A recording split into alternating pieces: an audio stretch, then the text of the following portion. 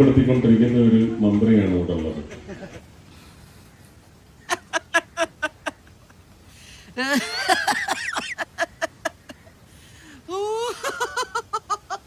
സന്തോഷായി.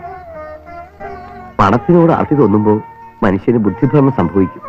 അദ്ദേഹത്തിന്റെ അടുത്തൊന്നും എനിക്ക് എങ്ങനെ പോകാമെന്ന് എനിക്ക് അറിയത്തില്ല.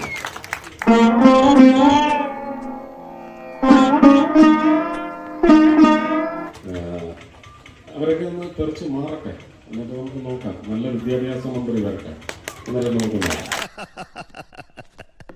ഇന്നാണ് എന്റെ ജീവിതത്തിലെ ഏറ്റവും സന്തോഷമുള്ള ദിവസം. നല്ല വിദ്യാഭ്യാസമുള്ള വിദ്യാഭ്യാസ മന്ത്രി വരട്ടെ. ഒരു കയ്യബദ്ധം നാറ്റിക്കരുത്. അദ്ദേഹം കേന്ദ്ര വിദ്യാഭ്യാസ മന്ത്രി അല്ല, കേന്ദ്ര മന്ത്രിയാണല്ലോ. അയാൾക്ക് സംസ്ഥാനത്തിന്റെ ആളിനെ പറ്റി പറയാനുള്ള അധികാരമില്ലല്ലോ. കേന്ദ്ര വിദ്യാഭ്യാസ മന്ത്രി ധർമ്മേന്ദ്ര പ്രധാനെ പറ്റി ആയിരിക്കും അയാൾ പറഞ്ഞിട്ടുണ്ട്. വളരെ ഞാൻ എന്താണോ ഇങ്ങനെ ആയിപ്പോയത്, താൻ ചിന്തിച്ചിട്ടുണ്ടോ? അത് നാക്കെടുത്ത കള്ളത്തരം പറയുന്നതാണ്. ഈ മുൻപ് പറയുന്ന പോലെ അയാൾ വാ തുറക്കുന്നത് ഭക്ഷണം കഴിക്കാനും കള്ളത്തരം പറയാനും വേണ്ടി മാത്രമാണ്. മുഖത്ത് നോക്കി കാര്യം പറയാൻ നമ്മൾ ആരെ പേടിക്കണം? പുതുശ്ശേരിയിൽ കള്ളവണ്ടി രജിസ്റ്റർ ചെയ്ത് സർക്കാരിന്റെ ടാക്സ് വെട്ടിച്ച വേറെ ആരെങ്കിലും ഉണ്ടോ കേരളത്തിൽ? ഇന്ത്യയിൽ ചിലപ്പോൾ ഉണ്ടാവുമായിരിക്കും. വായിക്കെടുക്കുന്ന എല്ലില്ലാത്ത നാവാന്ന് വിചാരിച്ച് എന്തെങ്കിലും കയറി വളച്ചൊടിച്ച് തിരിച്ചു മറിച്ച് വിളമ്പരുത് കേട്ടോ. അംഗീകരിക്കപ്പെട്ട ആളാണ്. ഞാനൊക്കെ നല്ല വോട്ടിൽ ജയിച്ചു വന്ന ആളാണ്. യഥാർത്ഥ വോട്ടിൽ ജയിച്ചു വന്നതാണ്. കള്ള വോട്ട് കുടുംബത്തെ പോലും കൊണ്ട് കള്ള വോട്ട് ചേർത്ത് അവരെയും കൂടെ അതിലൊരു കക്ഷിയാക്കി ആക്കാൻ വേണ്ടി പഠിക്കാത്ത ആളാണ്. നന്ദി കാണിക്കും.